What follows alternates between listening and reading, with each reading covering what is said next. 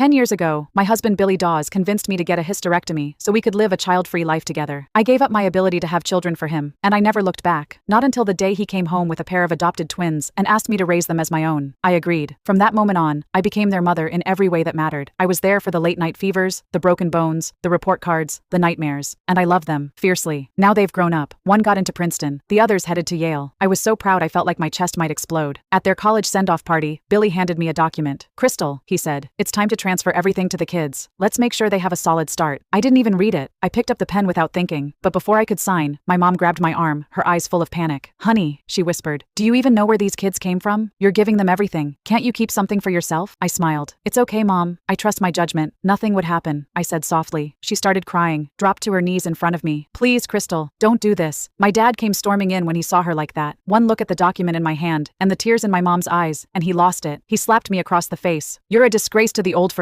he yelled. Even then, I signed. Billy's grin stretched across his face, and right there, at that party, in front of everyone, he walked across the room and wrapped his arm around another woman. She was young, polished, with sharp eyes, and a smile that said she thought she'd already won. She tossed a divorce agreement in my face, like it was a party favor. "Thanks for taking care of Billy and the kids all these years," she said, "but it's time for you to go. It's time for our family to be whole again." I stared at her, dead calm. "Okay," I said. But inside, my world shattered. This woman, Denise Boyle, was an employee at my company, smart, ambitious, always knew how to play the game. A total bitch in disguise. Turns out, she wasn't just playing games at work, she was playing house with my husband. She was Billy's childhood sweetheart, his high school flame. They'd supposedly broken up long before I entered the picture, but I guess old sparks die hard. The crowd at the party started buzzing with whispers. "God, poor Crystal. She just gave everything to those kids, and now he pulls this?" Whispers spread like wildfire through the banquet hall, voices thick with judgment and disbelief. What had started as a festive send-off had morphed into a full-blown public spectacle, and I was at the center of it all. My mother clutched my arm, her tear-streaked face trembling. "Crystal, this is exactly what we warned you about," she cried. "We told you he was calculated. He's always been after our money. That man never loved you. And those kids, you don't even know where they came from. But you wouldn't listen." Dad had stormed off earlier, livid. Now he returned, face thunderous, voice shaking with fury. "How could I have raised such a foolish daughter? Why the hell would you give up everything for a man? You already gave up your career, your womb, even your assets. Crystal, you're a disgrace to the Oldford name." Surrounded by murmurs and judgmental stares, I looked down at the divorce papers in my hands. No one noticed the faint, almost amused curve of my lips. "Crystal," Billy said, using that faux gentle tone I'd come to despise, "you can't blame me. I'm just a man. You had your uterus removed. You can't have children anymore. What choice did I have?" Unable to stomach it any longer, my mother stepped forward, eyes blazing, finger trembling as she pointed at Billy. "You," she spat. "Have you forgotten where you came from? You came out of some dead-end town with nothing but lint in your pockets. Couldn't even afford college. You were holed up in a dorm room, living off